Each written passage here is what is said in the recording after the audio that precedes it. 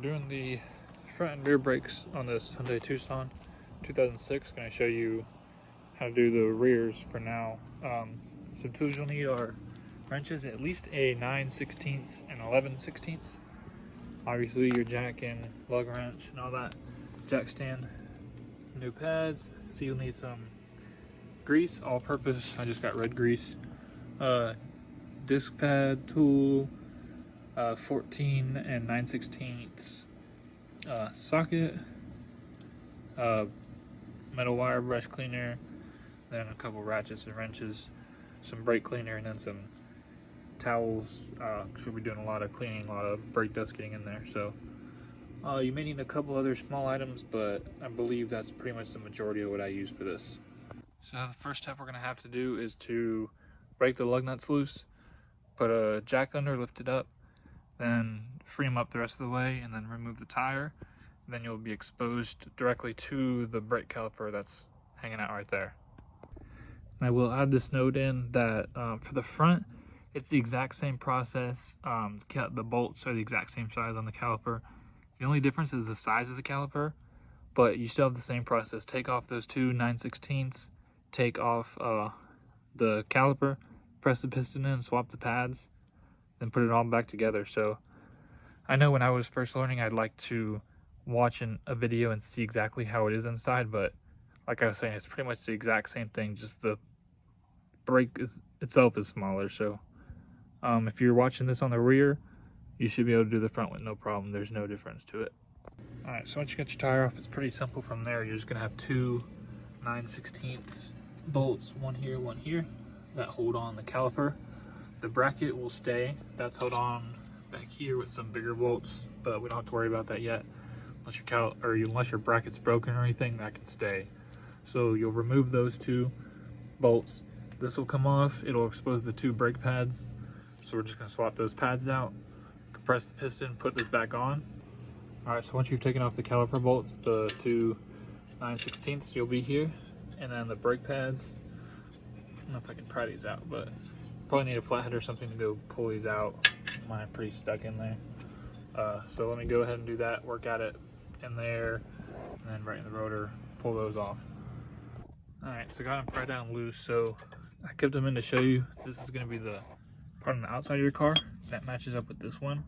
You can see the rear is a little different because if you let down, you see it's got this. This is your wear indicator. So once your pad gets so low, it's not there yet, but once the pad level is even with that metal, it'll start to scrape on your rotor and let you know that that's out. So make sure this one goes in the back.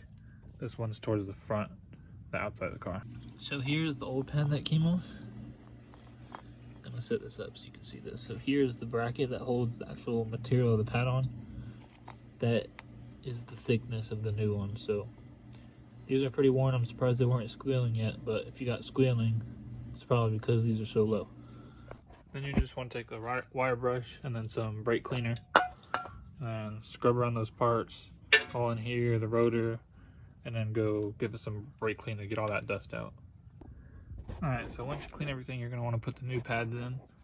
They are a bit tricky. They're a little different than most because the pad actually hides behind this bracket, whereas most of the brackets are kind of sitting there and then the pad goes up here more. This is actually sitting down into it like that. So it's a little difficult, but just make sure that your pads are pressed fully against the rotor like this.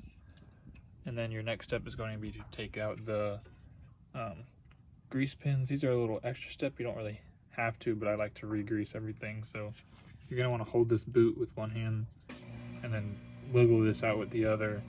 So I'm going to wipe all this off, and then I'm going to go ahead and use this red multi-vehicle high temperature grease and coat those.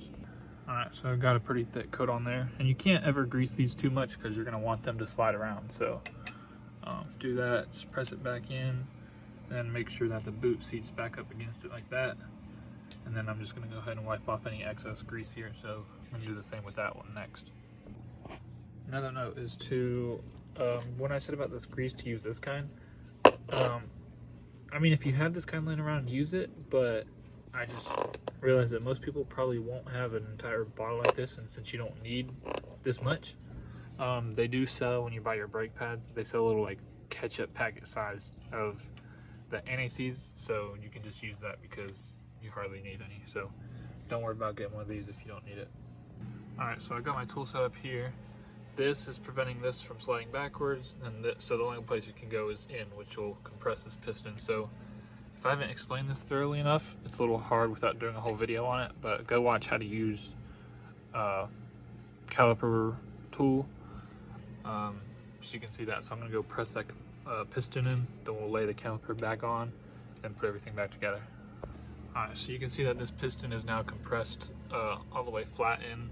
I'm going to try and do this with one hand, but basically it's just going to sit over here like it was before you took it off. These may be in the way, you'll have to push them in, so I'll try to do this with one hand, but all I'm going to do is place it over and it fits on good. Can't really do this with one hand, but as long as it fits over, your piston's compressed all the way, so I just got to press this in with my other hand and then line it up, put those two bolts back in, and then you'll be pretty much done. All that'll be left to do is tie after that.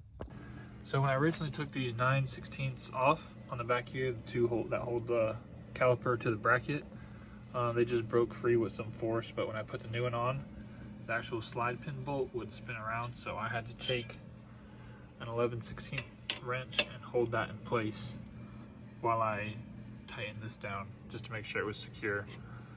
So that's the only difference in step in putting it back together versus taking it off. Alright, so the tire is on, jack is off, so we are done here. Hopefully that saved you a couple $100 with a brake job. Pretty quick to do, I'd say about 30 minutes each tire.